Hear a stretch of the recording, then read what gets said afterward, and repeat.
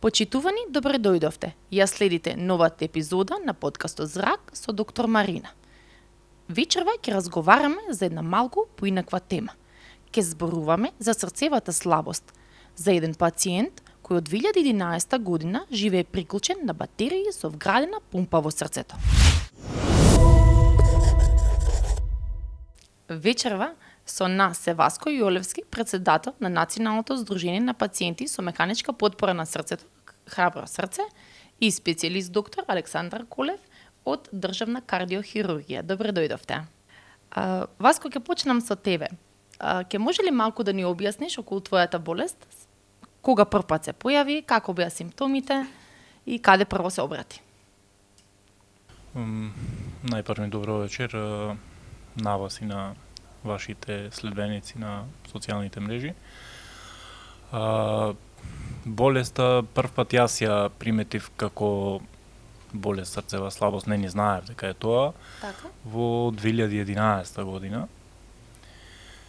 Имав исполнет динамичен живот со работни обврски и други. И цел ден бев на нозе, да кажам, цел ден бев активен, но навечер кога ќе легнев осеќав тежина на градите. Тешко дишење и како голема тежина на градите. Пошто побарав низа на докторски мислења и прегледи. Така. За да биде диагностицирано дека се работи за срцева слабост, напредната срцева слабост, но која што ќе може да се контролира со терапија, односно со лекарства. Така. И сето тоа добро се... Колку време тоа траеше, да речеме, Тоа траеше до диагностицирање на болеста, тие тегоби, таа мачнина, тежина што ја кажуваш, еве во градите кога се линуваше навечер? Во главном, бидејќи прво не се сметаше дека е нешто итно, тоа со си диагностицирањето траеше околу 3-4 недели. Така. Коронарографија тогаш се чекаше... Поприлично брзо, Да, од тогаш коронарографски тестови се чекаа многу подолго, со месеци се чекаа, но за мене со оглед на тоа што бев релативно млад, не релативно, него млад бев. Да. И Колку се години закажа имаш години возраст? 25-6 години старост и се закажа многу брзо тој коронарографски тест, кој што кажа дека нема проблем со запнување на артерии, на вени, на такви работи, но дека се работи и сепак за срцева слабост. Така. Како последица на примање цитостатска терапија за лекување на акутна лимфна леукемија како дете. Така. Добре.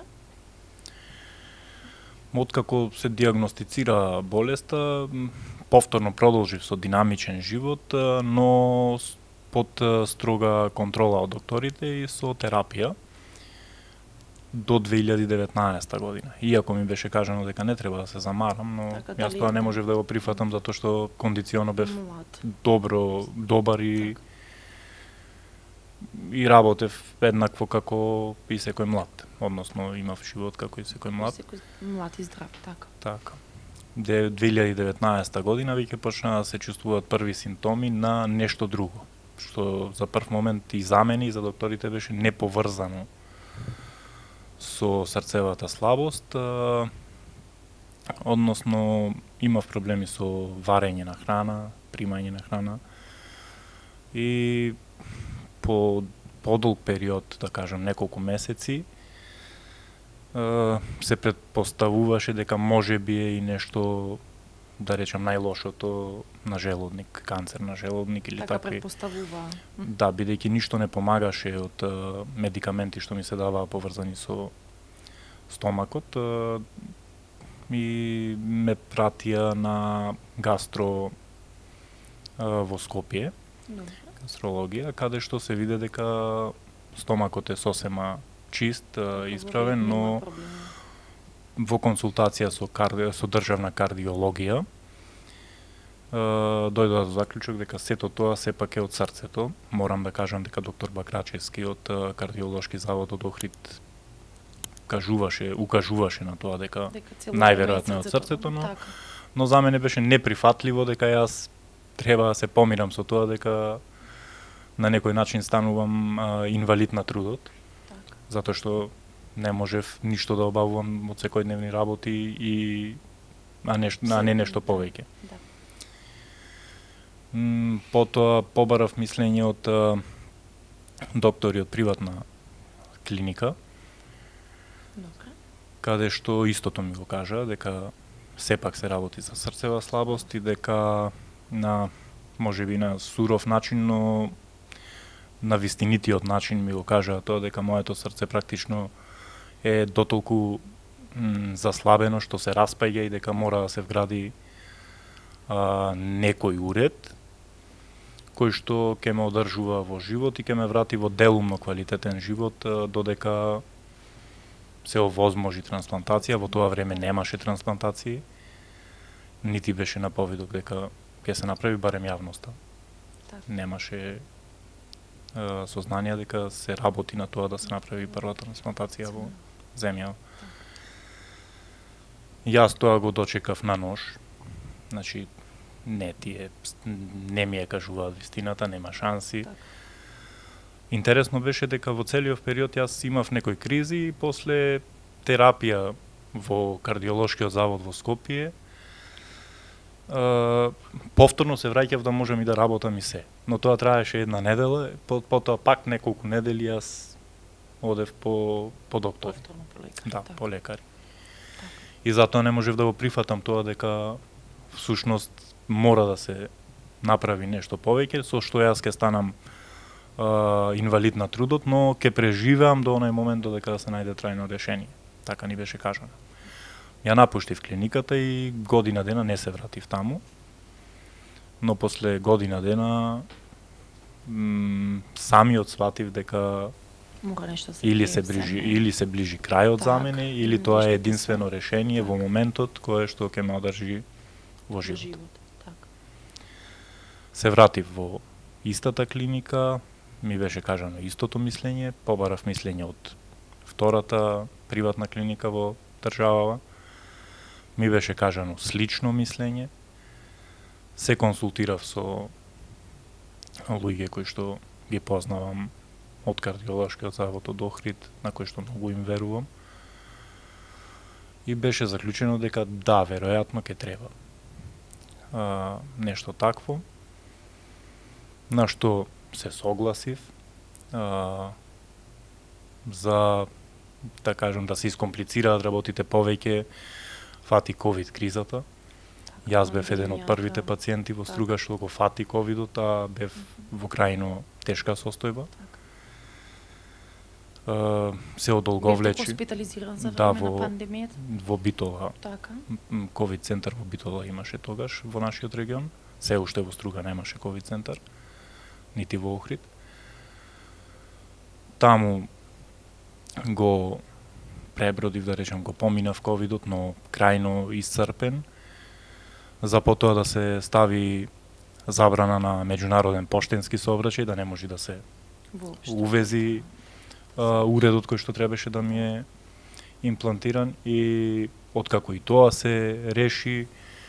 Чекавте да помине ковид пандемијата за уредот или? Не, мислам дека Како? направија интервентен влез тогаш, не знам како Интервентен, беше, така, но така. не беше помината ковид кризата, мене ми се Во вгради. приватната клиникова ви го све. Да, во приватната клиника ми се постави тој Така. уред. Операцијата помина како што помина, јас сум задоволен од исходот. И понатаму се соочуваш со една ситуација каде Како што се, наеднаш си врзан со кабел од 5 метри кога си дома Така.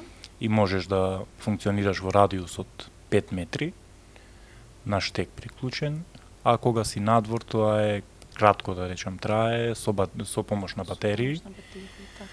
кои што се полнат, тоа се овие батерии тука, Добра.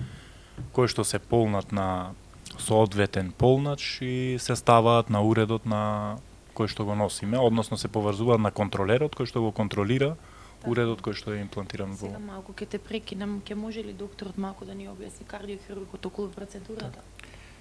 Па јас еве Дали би се се работи кај нас на клиника? да, би се надоврзал прво на приказната на Васко, слушајќи го, мислам дека ги долови апсолутно сите аспекти на неговата состојба, на неговата болест и сите и емотивни премрежја низ кои што минат пациентите со срцева слабост и можеби понекогаш и институционални, процедурата на диагностицирање и опциите за третман, меѓутоа веројатно понатаму ќе разговараме и за она што и понатаму би следело. Значи, станува збор за болест која што најчесто се развива бавно, хронична болест. Станува збор за хронична срцева слабост која што започнува првично, можеби и асимптоматски. Пациентите кои што развиваат срцева слабост треба време додека да почнат да ги чувствуваат симптомите, како што каже и Васко, функционирал со едно подинамично темпо од кое што функционираат поголемиот дел од луѓето, така да кога му била соопштена диагнозата не можел да ги поврзе тие две работи, но ете и заради подигнување и на свесноста на јавноста на оние кои што ќе не гледаат, дека можно е да се развива таква состојба и без чувствување на некои посебни симптоми. Симптомите постепено прогредуваат. Возрастната група на како се движи на пациентите со возрастната група, со оглед на тоа дека е хронична болест, возрастната група пациентите во поодмината година, поодмината возраст сите развиваат известна срцева слабост, кои што имаат коронарна артериска болест, да речеме, па има пореметување од аспект на исхемична срцева слабост. Меѓутоа, многу млади пациенти кои што имаат друга причина, друга патологија или известни вродени аномалии или можеби пациенти кои што биле изложени на цитостатска терапија, пациенти кои што имаат инфективен некој агенс кој што довел до воспаление на срцевиот миокард, па довел до слабење, валвуларна патологија, валвуларна болест, сите тие различни причини можат да доведат до срцева слабост, така да не е тоа само болест на возрастната популација. Така, тоа значи, е болест која што како што може да видиме и со неговиот пример, може да се развие и кај помлади. И за жал границата на овие генерално кардиоваскуларни болести, возрастната граница некако се повеќе се спушта. Причините може да ги дискутираме понатаму, нели? Од аспект на третманот, значи секако дека срцевата слабост првично во низините поблаги манифестни форми е состојба, патологија која што се третира медикаментозно. Кога ќе настанат како последица на срцевата слабост ритмички нарушувања, се имплантираат направи кои што ја регулираат или ја помагаат работата на срцето од аспект на неговата електрична спроводливост, односно на неговите ритмички нарушувања, како што знам и Васко има имплантирано таков апарат. Значи, еден дел, прво ајде да кажеме и за некои бројки. Ние во Македонија имаме проблем со водење на статистика, меѓутоа не се разликуваме од светските статистики. Светската статистика вели дека негде околу 1 до 2% е бројот, односно процентот на луѓе со срцева слабост во една популација. Тоа значи дека кај нас, ако сме околу 2 милиони, 2% се негде околу 40.000 луѓе кои што имаат известен степен на срцева слабост.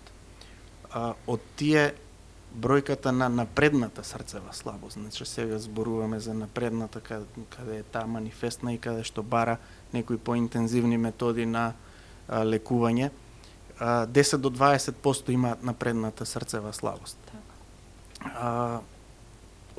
Од тие 10 до 20% кои што од 40.000 10 до 20% се, колку ќе има 10% од 40.000 е 4.000. Од тие пак негде околу 5% бараат по-интензивен третман, што значи дека во нашата држава бројката на пациенти и не би требало да е така мала. Третманите на хирушките, сега зборуваме, хирушките третмани на срцевата слабост подразбираат имплантација на механичка циркулаторна поддршка. Тоа е апарат како што има имплантирано кај Васко. Колку време може да се... За прв пат во нашата држава, еве да го кажеме и тоа, 2018 мислам дека е изведена првата имплантација на апарат за механичка циркулаторна поддршка на срцето. На државната клиника. 2018 прв пат, 2019 е кај нас, на државна кардиохирургија. Мислам дека првата е во државна кардиохирургија, ако не се лажам. Првата механичка, моите информации се...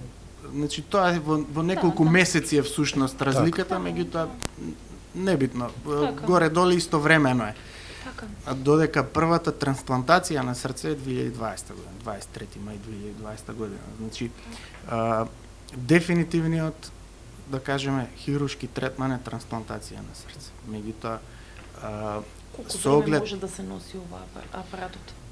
Па апаратот дали има луѓе кои што има генерално имплантацијата на апаратите за механичка срцева поддршка е воведена како така наречена bridge to transplant терапија. Иницијално. Со текот на времето технологијата на апаратите за механичка циркулаторна поддршка напредува со едно навистина забрзано темпо и овозможува еден подолг период во кој што може да се употребува. Во светот има... До трансплантацијата. Значи, иницијалната идеја е bridge to transplant, односно како еден мост до моментот на трансплантација. Со самиот напредок на технологијата на апаратите, меѓутоа и со самата околност на достапност на срца за трансплантација, како и со тоа што има огромен број на пациенти кои што пак не можат да бидат кандидати за трансплантација ради низа пропратни болести, возраст и слично.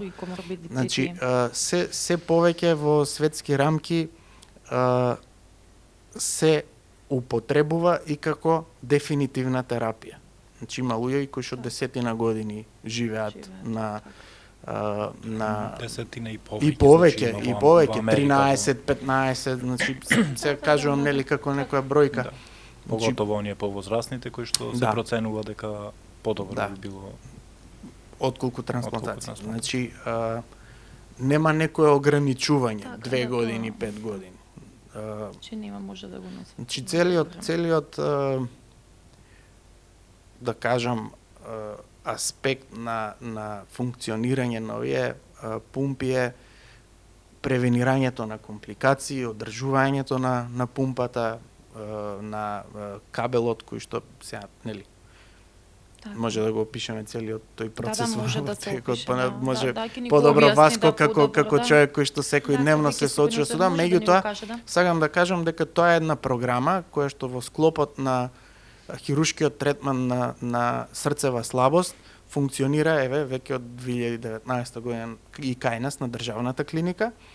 Од почетокот на имплантирање до сега се имплантирани мислам 56 севкупно во држава, од кои 25 се имплантирани на нашата клиника. Сега и тие апарати за механичка поддршка нели се различни. Имаме кај Васко имплантиран Елват, која што е машина која што ја поддржува функцијата на левата комора, кога имаме само левокоморна срцева слабост, во ситуации кога има бивентрикуларна, односно двокоморна, се става и така наречен биват, односно бивентрикулар асист девајс. И помага двете комори. Значи во овие 25 пациенти на нашата клиника 4 се со биват, останатите се со елват, левокоморна срцева поддршка. Но со оглед на бројките кои што ви ги кажав на почетокот, односно статистиката светска, очекувањата се дека во Македонија можеби годишно е потребата од таа бројка на третман, хируршки третман на срцева слабост. Она што во овој период од 5 години го имаме како бројка е можеби реална потреба за една година. Сега за да дојдеме до тоа ниво треба многу нешта. Треба прво еден систем на диагностика, на подготовка. Прво треба информираност на јавноста и во таа насока се и ова наша дискусија, овој подкаст е во таа насока да се информира јавноста, да ги запознае, да се запознае со начините, со патиштата на институционален третман и да види, еве, приказната на Васко е, како што кажав, ги долови сите аспекти и емотивна и зборува за институционалниот пат, меѓутоа е една многу инспиративна приказна дека која што треба да ги охрабри луѓето кои што се доведени во ваква ситуација. Многу од нашите пациенти кои што доаѓаат и кои што им се предлага овој третман го одбиваат. Имаат страф. Не, има надеж дека побрзо би стигнале до трансплантација, а не е така, затоа што трансплантацијата може и никогаш да не стигне. Не е работата јас сакам да се трансплантирам и готово, сега ова е во маркет и ќе најдат срце. Многу параметри треба да се поклопат од она што јас го знам. Докторот може и уште повеќе да објасни. Многу параметри треба да се поклопат за да може да се најде соодветен орган за трансплантација и затоа не треба да се чека. Јас познавам пациент кој што предолго чекаше па не дочека после нити вградување на механичка циркулаторна потпора, за жал. Кои се ризиците во најверојатно стравот кај пациентите поради ризици? И вие сигурно пред да ги оперирате им кажувате кои се ризиците при самиот оперативен зафат. Ризиците при самиот оперативен зафат не се нешто многу различни од било која кардиохируршка операција. Значи, ризиците се како и кај секоја хируршка операција, крварење, ризиците се компликации од аспект на мозочен удар, на ослабната функција на бубрезите постоперативна. Меѓутоа, начинот на живот потоа е нешто што исто така треба да бидат добро информирани и едуцирани пациентите за да не ни се случат подоцнежните компликации и ризици. Една од најчестите компликации кои што се случуваат кај пациентите со имплантирана механичка срцева поддршка постоперативно е инфекција на самата драйвлайн, односно на самата линија кабелот кој што излегува. Значи, во моментот достапните апарати за механичка срцева поддршка се такви што мораат да имаат надворешен извор на енергија нормално, меѓутоа имаат кабел кој што се поврзува со тој надворешен извор на енергија. Било се тоа батериите кога е мобилен пациентот или самиот основен извор на енергија. Меѓутоа тој кабел операцијата се изведува на тој начин што излегува негде на предната страна на абдоменот, на стомакот на пациентот, низ подкожното ткиво. И тоа е на некој начин една постојана отворена рана, која што треба да се одржува, да се чисти, да се одржува хигиена на таа рана, треба да се внимава тој кабел многу да не се извлекува, затоа што секоја траума, секоја дразба може да предизвика крварење, тоа крварење потоа да биде основа за колонизација на бактерии, инфекција и барем и кај нас, и во светски рамки, и кај нас компликациите кои што сме ги имале досега во најголема мера се од таа природа. Друга компликација е крварењето или од друга страна, значи менеджментот на коагулабилната состојба на овие пациенти кои што прво за да функционира таа пумпа која е страно тело, тие треба да примаат антикоагулантна терапија која што ја разредува крвта. Во нашиот систем здравствен би требало малку повеќе да се подигне свесноста и за следењето на антикоагулантната терапија и состојба кај овие пациенти. Мислам дека тоа е нешто што со колегите од трансфузија треба, кои што го работат, всушност пациентите кои што се на антикоагулантна терапија, треба да биде следен тој нивен ИНР, односно ниво на разредување на крвта. И малку подинамична треба да биде таа активност, за да не отидат овие пациенти во премногу разредување на крвта, односно во преантикоагулантна состојба, што може да доведе до крварења.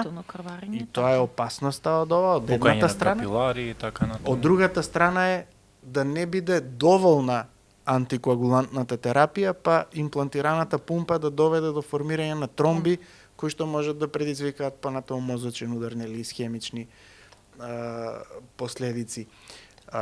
Така да тие се двете главни, најчести и најголеми компликации кои што може да се случат кај овие пациенти. Меѓутоа со одветна информираност и на пациентите и подигнување на нивната свесност и подготвеност на здравствениот систем,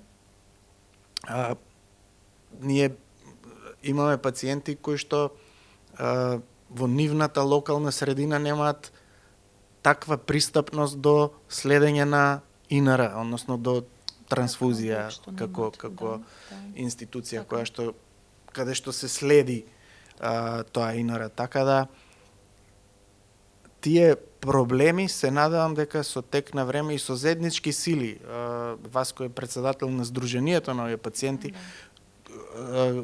каде што може да се активираме и дополнително заедно за да ја подигнеме свесноста и да го подготвиме или да го подигнеме нивото на здравствениот систем во однос на третманот на пациенти. Колку пациенти имаме во Сдруженијето? Во Сдруженијето Храбро срце има 20 пациенти. Така. Со кои што коментираме, споделуваме работи на секојдневна основа, да речем. Секој наш проблем го споделуваме со другите за да учиме еден од друг, да не бидеме затечени кога нам би ни се случила било каква дали компликација или некоја друга околност. Фала му на Бога што конечно добар период на назад имаме добра соработка со државната кардиохирургија, бидејќи општо познато во светот е дека ваквите пациенти на крај завршуваат во државната кардиохирургија и тие се надлежни за дали ќе се оди на трансплантација или промена на делови, на реоперација, да не дојде до тоа, но се врти околу тоа. Вратите секогаш ни се отворени кај До сега има колку трансплантации на срце се направени? 11. 11? Да, значи од 2020 година до сега се направени 11 трансплантации. За волја на вистината во однос на бројот на жители, тоа ја издигнува Македонија на едно високо, мислам дека во првите 20 држави во светот сме по број на трансплантации по глава на жител, нели? Сега тоа зависи од многу различни причини, многу различни аспекти, значи Пред се од органодарувањето. Пред се од органот и зависи нели од подготвеноста на здравствениот систем, Пред свега. екипираноста на системот, нели едуцирани професионалци, хирурзи кои што го работат тоа, технолошка подготвеност, меѓутоа во многу зависи од самиот менталитет на народот и подготвеноста за органодарување. Има многу високо развиени во однос на здравството и општо високо развиени држави во светот кои имаат многу мала стапка на срцеви трансплантации. Јапонија мислам дека е исклучително ниска, станува збор за една од најразвиените држави и општо и по однос на здравствениот систем. Така да, кај нас мислам дека за кратко време направивме многу во таа насока. Јас се надевам дека тој тренд ќе продолжи и би рекол единствено очекувано е да се проширува и бројката на органодарители и подготвеноста на системот. На вистина мислам дека со оглед на тоа дека сме подготвени како институција, Така. и ние, и пациентите заедно, и целокупната јавност, и сите, да кажам, владини државни така. институции треба да поработиме на подигнување на свесност. Да, особено Да. за органодарувањето. Ние како Сдружение Храбро срце имаме активности за подигање на свеста и бележиме раст на свесноста, но е уште на незадоволително ниво, можам да кажам. Голем пробив беше пробивањето на мракот во она кај една суеверна темнина, да кажам, со изјава од синодот на Македонската црква, дадоа изјава за Сдруженијето Храбро срце, дадоа видео, со поддршка за органодарување.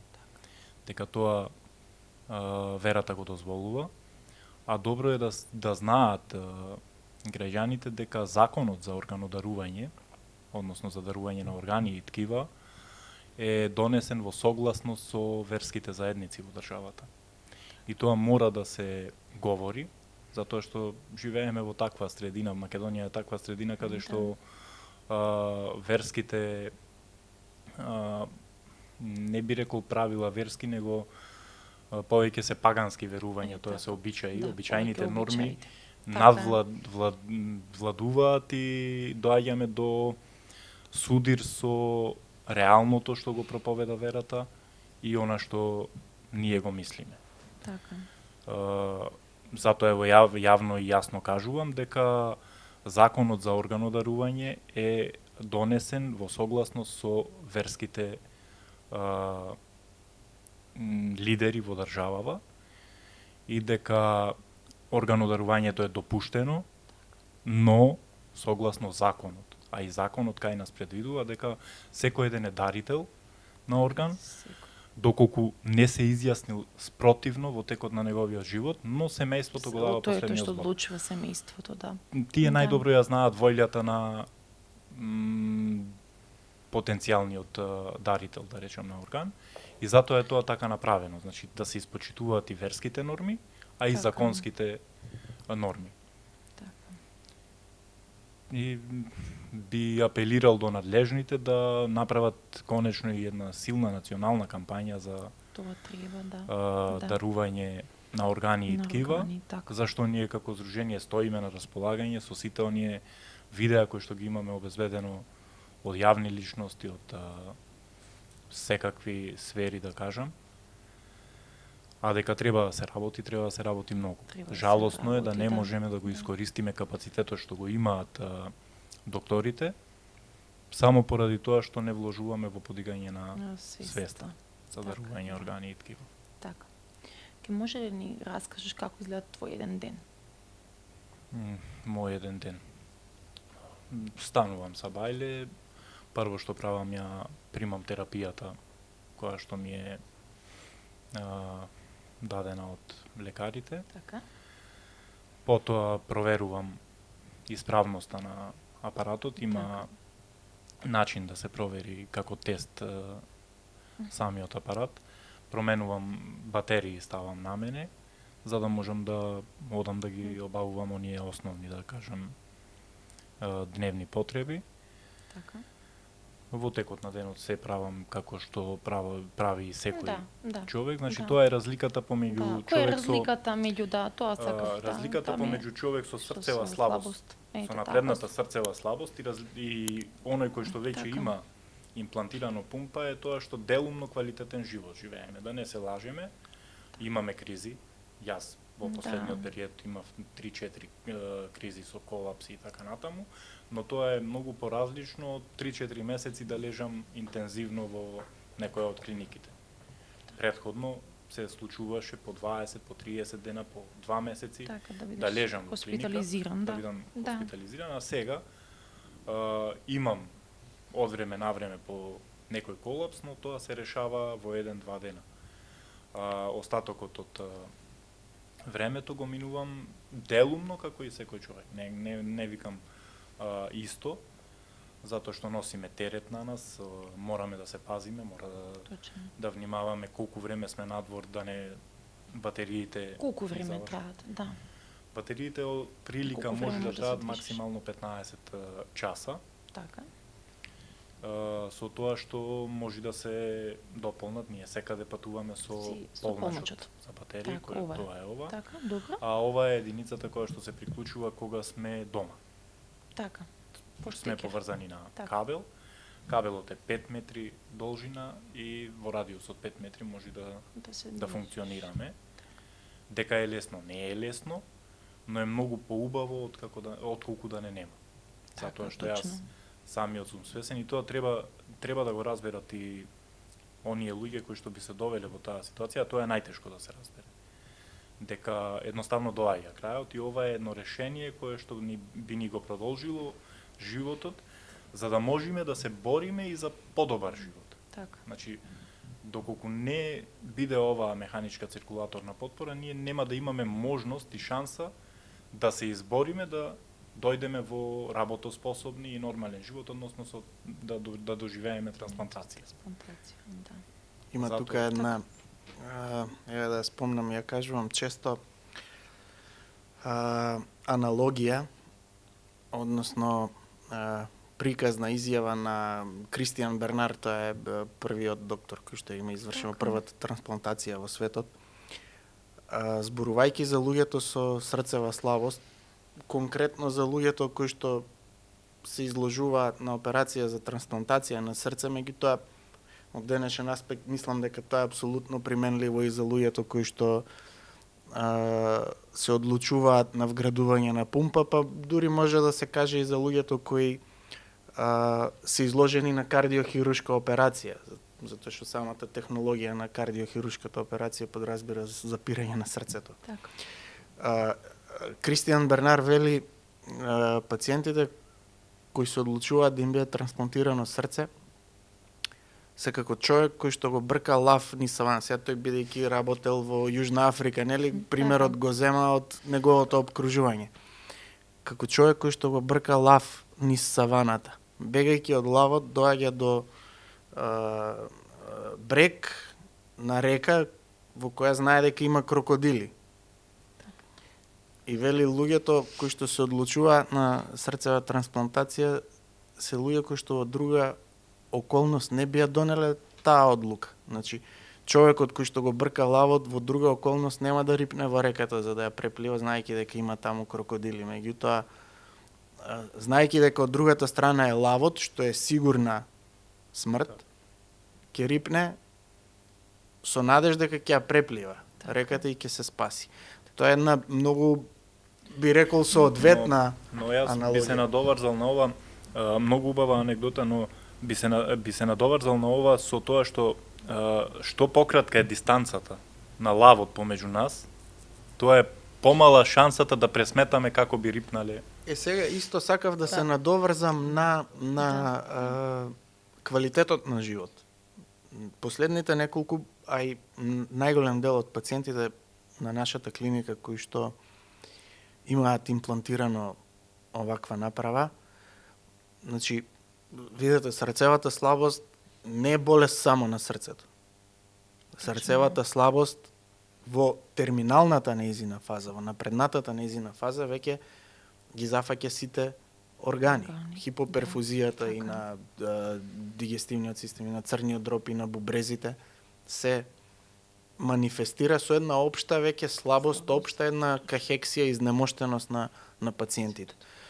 И еве и последните 2-3 пациенти за многу брзо време веќе кој ќе почнат за месец дена, месец и пол на контроли, вие забележувате што некогаш и не е добро, токму заради тој кабел кој што излегува, дека значително имаат покачено на телесна тежина. Значи веќе со самото тоа се гледа дека квалитетот на живот им е подобрен. Но пак од друга страна ќе го кажам и тоа, значителното покачување на телесната тежина може да биде дополнителен проблем за драйвлайнот, за кабелот. Не може тука, ево јас кажувам дека е проблем и затоа треба да обрнеме внимание на одржување на телесната тежина, не да сме рестриктивни сега да држиме некоја линија идеална, но не смееме да се опуштаме, а и нормално и со храната и поради инарато, односно густината на крвта, исто треба да внимаваме многу. Изискува големо внимание при секојдневните активности и обавување на сите основни потреби, па и хранењето и пијалоците, но ке повторам, многу е подобро отколку претходно.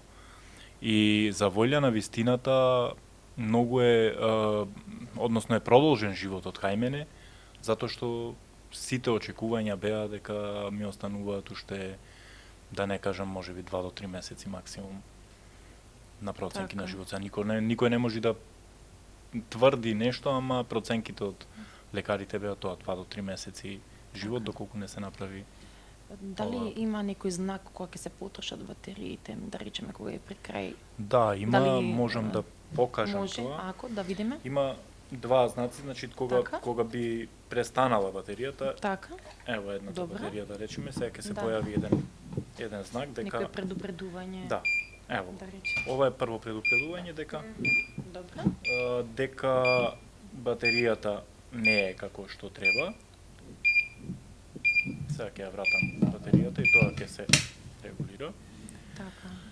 Поголем проблем е кога сме на струја. Добро. Тоа ќе го Така, направам да сега го многу видиме. брзо Добро. за да може да се забележи. Значи едната батерија ја исклучив. Предпоставуваме дека сме на струја и двете батерии се исклучени. Добро. Тогаш се јавува овој звук. Така. Тоа претежно се случува во доцните сати кај нас, кога Така. снемува струја, а ние сме на оваа единица. Така. И тој звук сега што го слушнавме нас не буди. Ние сме во бунило буквално затоа што е тотален мрак, Така. немаме струја, Така. а треба да ги промениме, треба да ставиме батерии кои што се наоѓаат на надкасната, мора да стои во непосредна Така. близина полночот која што е на надкасната, да ги извадиме и да ги ставиме батериите. Така. Не е пријатно чувството, мене случајно ми е 2 пати до сега, Ти се случи. но и за тоа има превенција, се земаат UPS напојувања кои што ги користиме и за компјутерите и компјутерската опрема по дома. Колку толку го облажува тој стрес. Имаме 15 на минути со благ сигнал. UPS напојувањето има така. благ сигнал. Додека да ги ставите батериите, Имаме да не биде 15 толку на стресна минути да ситуацијата. реагираме за да не бидат да не Да. бидеме доведени до оваа ситуација да се бориме со 2-3 минути Да. време или Така, така. И или многу е пократко. стресно. и е стресно Секако стресно и на самиот сред звук спиење, и- во 3 во 4 на Да. полнеј да слушнеш еден ваков сигнал. Така. Но пак ќе кажам од нашето искуство како пациенти со механичка циркулаторна потпора, Така. гледаме да си олесниме и си разменуваме совети и мислења меѓу нас Меѓу пациентите. вас, така, така. А и докторите ни помагаат за се. Да. 24/7 ни се достапни да може да ги консултираме за било што. Така.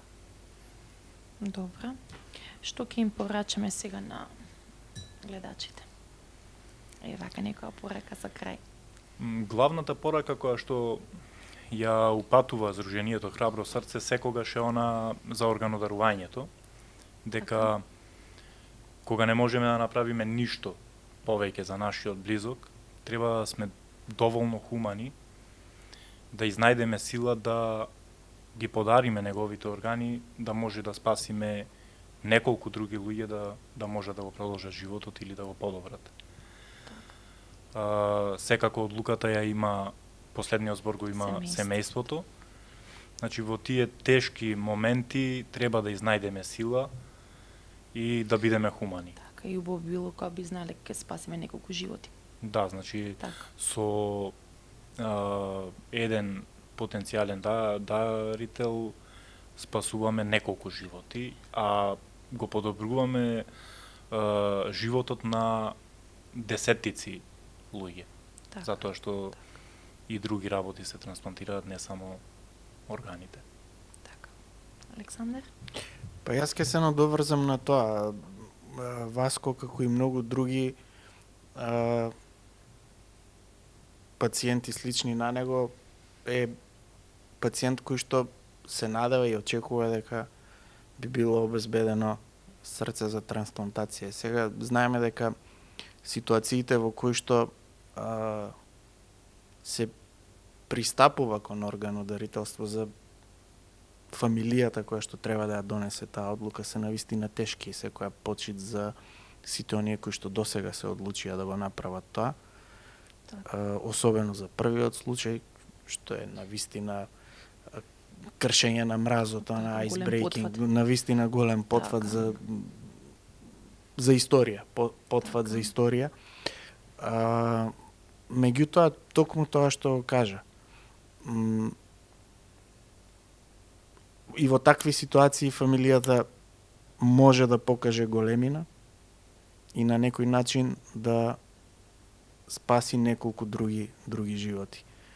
Тоа е првото што ќе го кажам. Второто што ќе го кажам е дека нашиот систем е подготвен да одговори на потребите на пациентите со срцева слабост, било од аспект на имплантирање на циркулаторна поддршка, во зависност од достапноста на орган, на срце и за трансплантација. Науката, технологијата се развива на вистина со едно многу забрзано темпо и некои вака сега што имаме најнови насоки, веќе за брзо време се очекува следните модели на овие направи да го имаат избегнато и она што кажавме дека е главен проблем, кабелот кој што излегува низ кожата, низ абдоменот на пациентите и да се обезбеди тоа напојување на еден безжичен начин. Мислам дека тоа не е така далеку од реализација. Так. Меѓутоа, сепак и тие пациенти понатамошниот третман е оно што го очекуваат срцева трансплантација. Так. Ви благодарам на двајцата, а вие продолжете да не гледате во следната епизода на нашиот подкаст Здрак со доктор Марина. Ке имаме многу интересни гости и многу интересна тема.